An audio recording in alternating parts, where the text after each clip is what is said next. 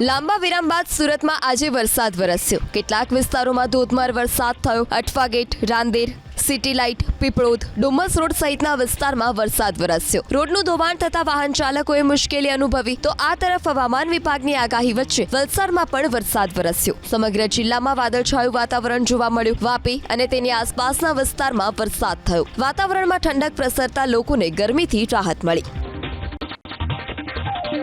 નવસારી, વલસાડ, દમણ અને દાદરાનગર હવેલીમાં વરસશે ભારે વરસાદ। હવામાન વિભાગે કરી છે આગાહી। હવામાન વિભાગ અનુસાર રાજ્યમાં આગામી 4 દિવસ વરસશે છૂટો છવાયો વરસાદ। 21મી ઓગસ્ટથી રાજ્યમાં ફરી જામશે વરસાદી માહોલ। અત્યાર સુધી સૌરાષ્ટ્ર અને કચ્છમાં સરેરાશ કરતાં વધુ વરસાદ નોંધાયો।